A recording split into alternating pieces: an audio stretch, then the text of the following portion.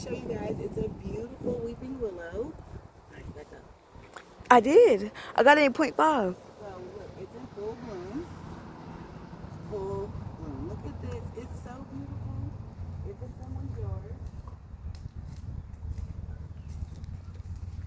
Look at this beauty. All of the beautiful branches. It's in full bloom. Now this willow will not produce any flowers, but some of them do produce flowers, or they just have these big beautiful vines. And these people are so lucky they have this in the corner of their yard. I would love a weeping willow. I don't know if you guys watch Disney movies like me, but Pocahontas and her grandmother spoke to her from the tree, and it is so beautiful. Every time I get an opportunity to pass by here. Oh, this one might do have flowers, y'all. I see buds on it. So this one probably will produce beautiful white flowers. They tend to have white or purple flowers. And they're gorgeous. And it's in full bloom, guys. It is in full bloom. And every time I pass by this tree, I just think like, sit under it, take a moment, pause, feel your ancestors, because doesn't it feel like they're talking to you?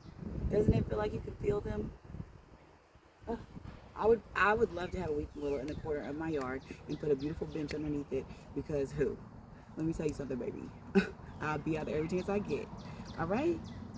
So, I had to stop and let you guys appreciate this tree with me, because I have not actually seen any other ones in Aiken.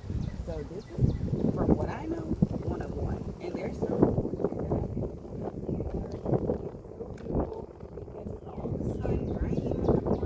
It's the most beautiful thing. So, you guys appreciate this tree with me?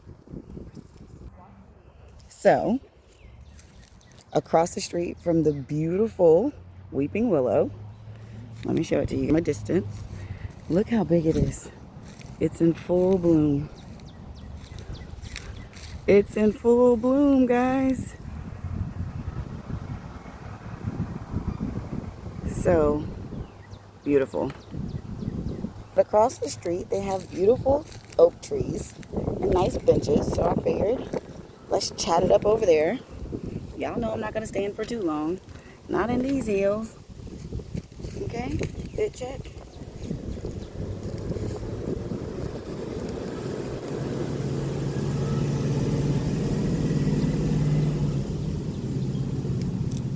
But you can't do it like me. No.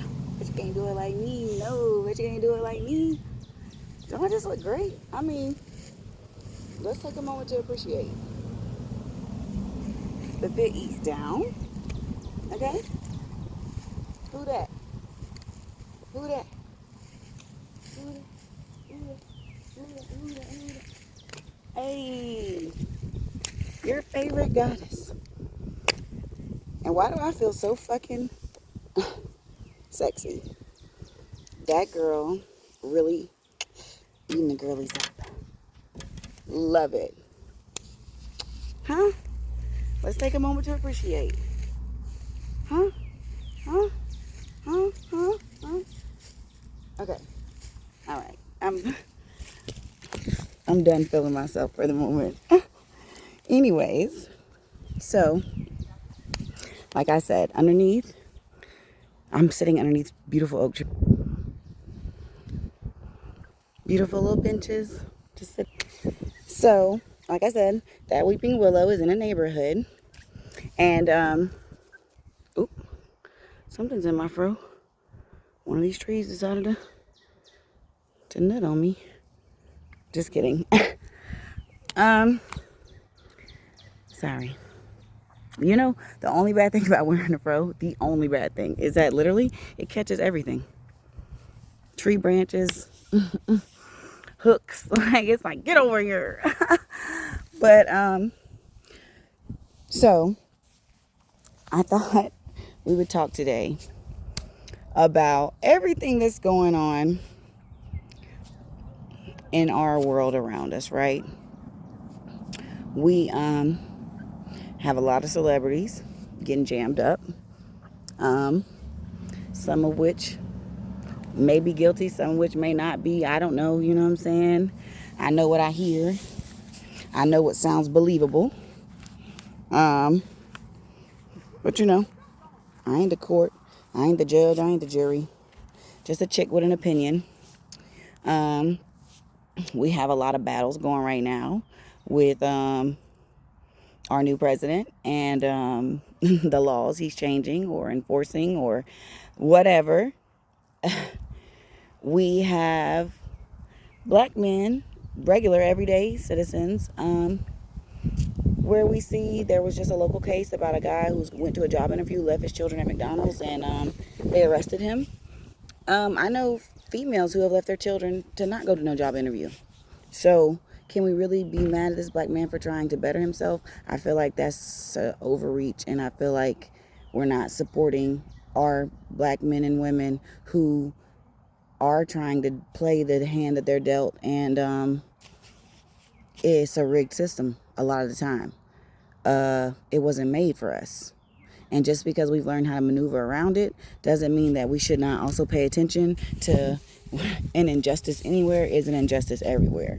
It does us no good to lock up a father who's trying to make enough money to take care of the children he's already created, because now he's in financial problems and criminal problems for the children he's trying to take care of. But if he doesn't take care of them, and let's say he's on child support, and he can go to jail for that as well. This is ridiculous. I don't see how this serves a purpose or benefits the children or the father or the family.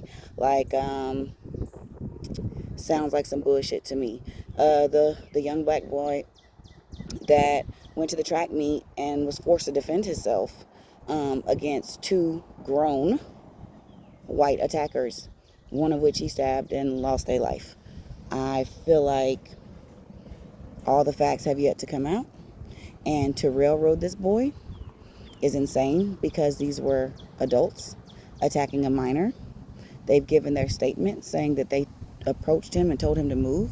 We've seen their social media posts where they were threatening people to come to the track meet, sounded like with racial slurs. I don't know how else someone is supposed to defend themselves. He was scared, and he knew the threat was real. And then they approached him to act out their threat. I would expect my son to do nothing less. Do not let somebody take you out. Do not let somebody feel like they own you, because slavery is over and you have every right to be where you are and take up space. And as long as you're not breaking the law and you're not harming anybody or harming yourself, nobody has a right to enforce that upon you unless you're breaking the law, like the police say you can't be here or some shit. And even sometimes that might be a little sketch, but let's stay on topic. At a track meet, you can't not tell someone they have to move and they have to be somewhere else, and especially in a violent manner. And I can only say in a violent manner because their posts very much indicated that they were not coming to have a peaceful conversation. They were posting guns. They were literally telling people to meet up at the track. So this sounds like an organized crime to me. This sounds like a premeditated crime to me. And the fact that this black boy defended himself, and I'm sorry for the loss of life, but I'm also sorry that they put themselves in that position, and I'm sorry that they attacked a young man who was simply being. And I think too many young black men and women, too many grown black men and women are targeted for simply being. And it makes me sad because in a country where we're ruled by laws, and some people are approving of the laws change, some people are disapproving, but to not acknowledge that black people in this country have had a harder path, have never been able to have the same access to certain things, and still to this day will be targeted simply for the color of their skin. I think it's crazy because we've passed laws for the LGBTQ community. We have passed laws for Asian Americans that were under attack, but black people who were literally enslaved in this country still can't get laws passed to their benefit, and still can't even be seen by the court of public opinion as a victim. It's automatically that they must have done something wrong. It's automatic that they must have committed a crime. And that, to me, that narrative is so frightening, because I have young men and women who I'm raising, who I'm helping to raise, and I don't want them to be looked at as a criminal. I don't want them to be looked at as they can't be a victim.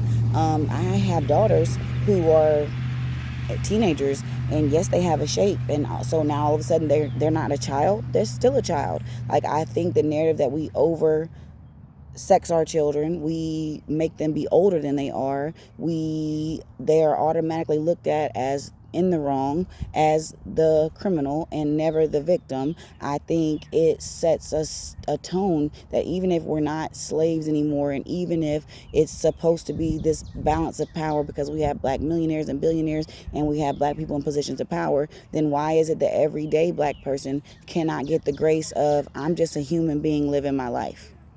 I'm just a citizen of America living my life. If I'm standing at the park, if I'm running down the street, Ahmaud Arbery, I can't just be working out. I got to be robbing something. If I'm at the park, I can't be playing with a water gun or a BB gun. These are toys that are sold to children. I could be shot because I'm in a black body. Like, that is crazy to me. And I definitely understand how we want people to be fair to everyone, and to give everyone the acknowledge of respect and a decent quality of life, and to be able to have their space and their religion and their right to choose how they live their life, where they live, what kind of job they have, the partner that they have. Love who you want to love. We want everyone to have their respect, and I'm fully on board with that. But I think it's never been even for black and brown people in this country, and it's only getting worse. It doesn't seem like we're given the opportunity to just be here, to just live a life. You might have struggles, you might have wins, you might have successes and failures. You might be in a position one day where, let's say you're walking through a neighborhood you don't know and you knock on a door to ask for assistance. You could be shot because you're black, and all of a sudden you're trying to break in. Look at the man who was trying to pick up his brother or sister. I don't remember, but I know he's picking up a sibling. He knocked on the wrong door. The man shot through the door. Like, it's crazy to me how villainized we are, how monstrous we're depicted, when truthfully you've got a lot of black men and women who are parents, grandparents, aunts, uncles, cousins, brothers, sisters, who are trying to raise a family, work a job, have a career, buy their little piece of paradise and take a vacation, whatever it is. You have people who are literally just living their life, raising their children, going to school, whatever, and automatically, no matter what you're doing at any point in time, because of the color of your skin, you can be targeted and attacked, verbally assaulted, physically assaulted, harmed, stabbed, shot, killed. Like, this is crazy to me. And I know we say it's a police brutality thing, but I don't even think it's a police brutality thing. If you pay attention to history, the members of the Nazi groups and the alt-right groups and the KKKs and these hate groups, they didn't just go away. They went into law enforcement. They had children. Those children went into law enforcement. Those people became judges and sheriffs and police officers, and they continue to perpetrate this negative narrative about black people who are simply living a life, trying to live a life, trying to fight through a system that wasn't made for us, that the laws were literally put in place, Jim Crow laws, to hinder us, where slavery didn't end in some parts because the word just never got around to them till much later than when the actual Emancipation Proclamation was signed. Like, this is craziness that in this country still, it's 2025 and we have all these new ideas and all this new technology, and we're pushing for greatness. Black people are literally still under attack of any time, any place. Look at all the kids that literally had to not be allowed to graduate high school for their hair, for it to become a law that was passed that you cannot discriminate against their hair, dreadlocks, afros, braids, whatever. Like, this is crazy. Nobody seems to be paying attention to, if you make every step of life harder for a person, for a people, for a group, that is literally a bias. It's literally a racist. It's literally a system. Because if it's harder for you to get a job, if it's harder for you to buy a house, if it's harder for you to get into school, if it's harder, like, if everything is harder, that means it is not to your benefit. That means it will not aid you. It means you will have to work twice as hard for your whole life, be twice as cautious to be able to succeed when it's not that way for your counterparts. That's what I'm saying. I don't understand how people don't seem to understand the trickle down effect of the things this country was built on and the way they reflect upon our youth today. Look at how shocked people are when you find out, oh, there's black cowboys, or there's black boys that like rock music or anime. Like, why is that a shock? They're just boys. Boys like boy things.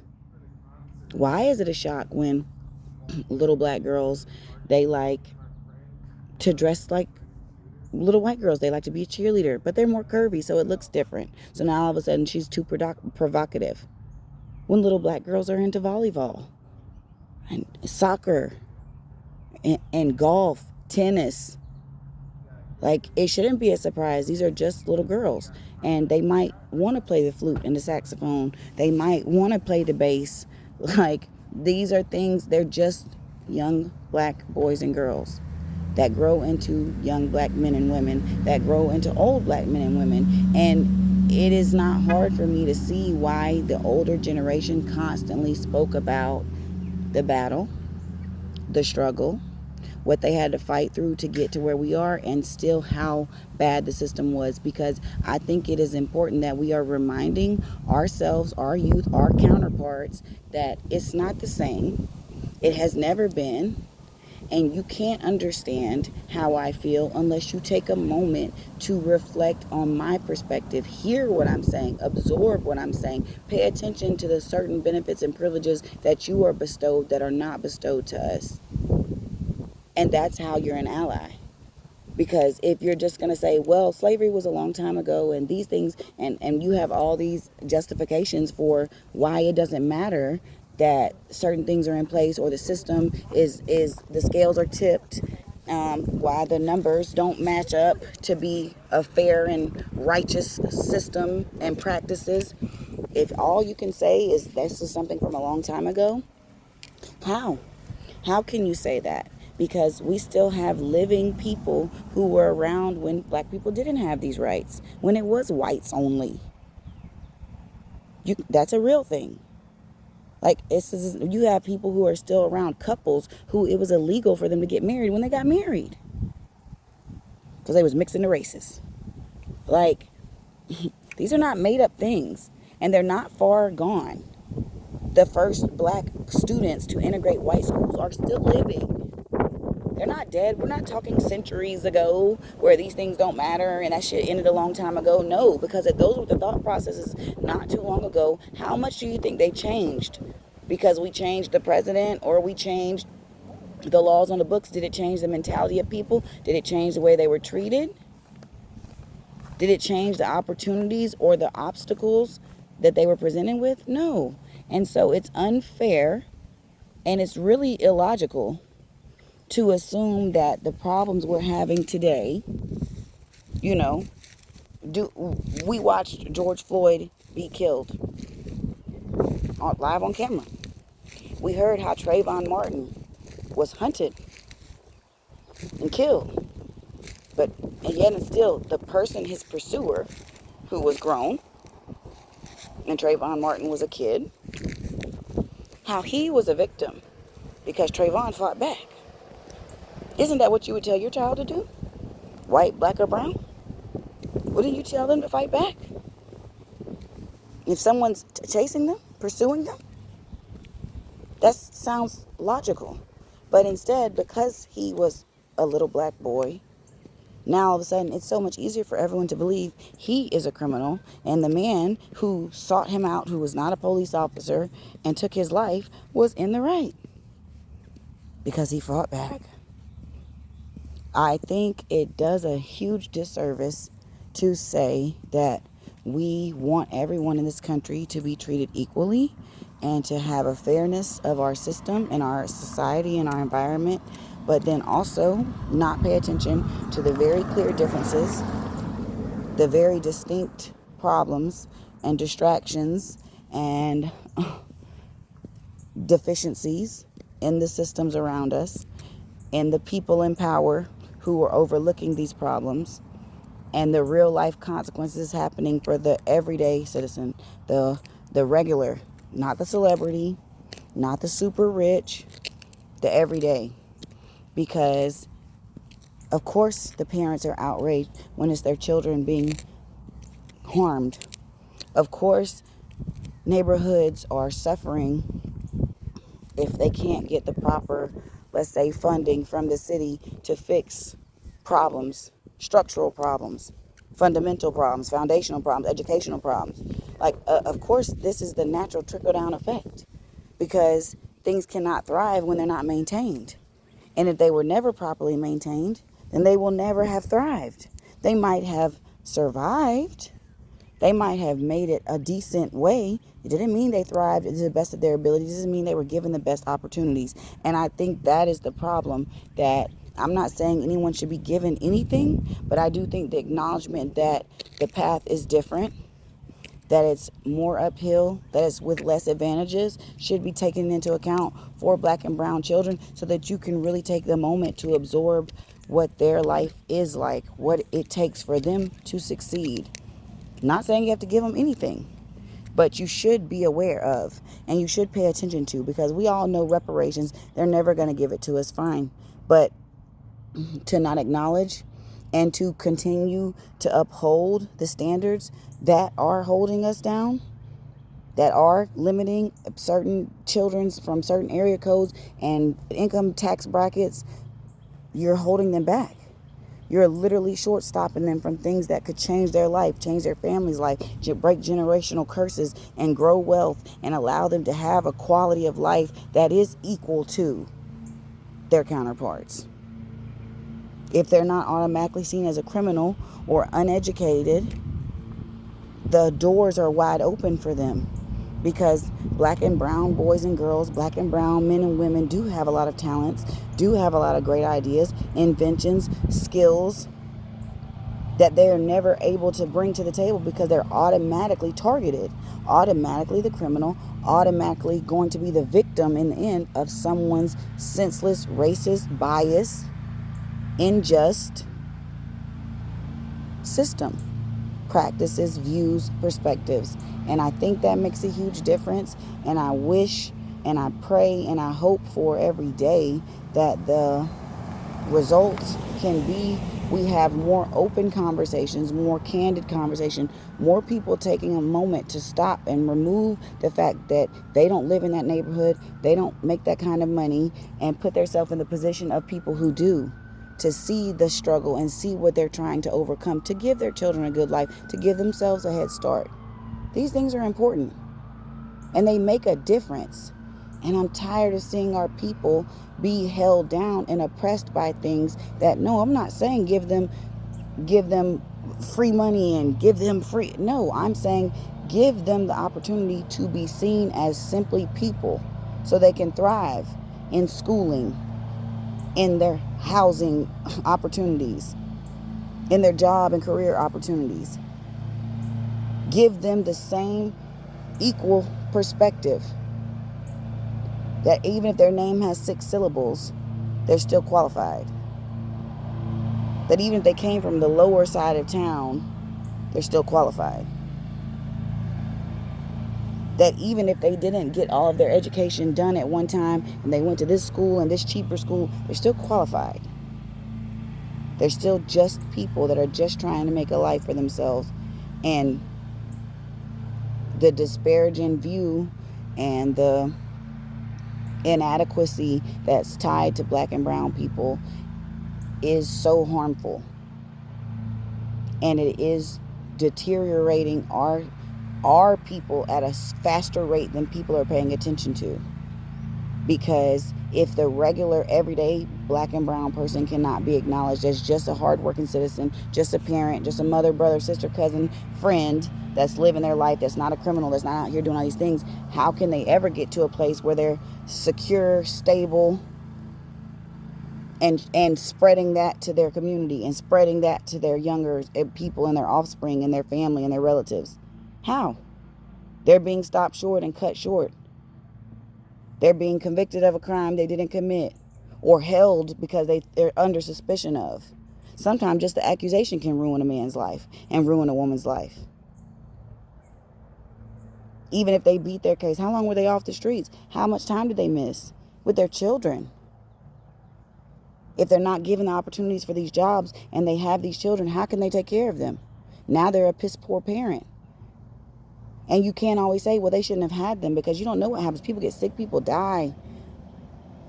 Now you have these children. People have a great job and a house, and something happens, a natural disaster. Their house is gone. They lose a job. Their job is gone. People are trying to figure it out. You cannot always assume that these are just lazy people that aren't trying, and literally life happens to them. And if they're still trying and they're making a way, if it was your counterpart, you would be willing to help and you would understand. I need that understanding to translate to black and brown men and women and young boys and girls especially, because it feels like where they're changing these laws saying, well, take away these privileges and we should be able to make it on our own merit. I agree. We should be able to make it on our own merit. We are talented. We are great. We are black excellence. All the power of the universe is within us. But if our environment is automatically targeting us and thinking less than of us and putting us in a negative light, it makes everything twice as hard. Everything is a fight. Everything is a battle. And it's unfair, especially to our young men and women, to our young boys and girls. So I'm hoping that people are taking time to pay attention. We need each other. Black people, we need to stand strong with each other.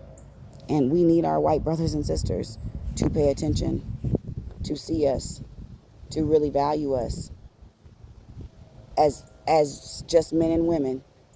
They don't have to put us on a pedestal or put us beneath them. We need them to just see us as people that are just trying to live a life same as them. And I look great. Look at me. That melanin popping. I love you guys. Thank you guys. I had to share this with you guys today. I know it was a little serious topic and it's a beautiful day, but it was necessary. It's been on my mind. It's been on my heart. I had to come to you guys. Make sure that you're loving each other. Make sure that you're standing strong. When you have an opportunity to help young men and women, do it. When you have an opportunity to be that for someone, help them. Be that helping hand. Each one, reach one, teach one. That's all you got to do. That's all you got to do. Stand together, stand united, stand in love, stand in the light, stand in your power. Let your power grow by helping your people.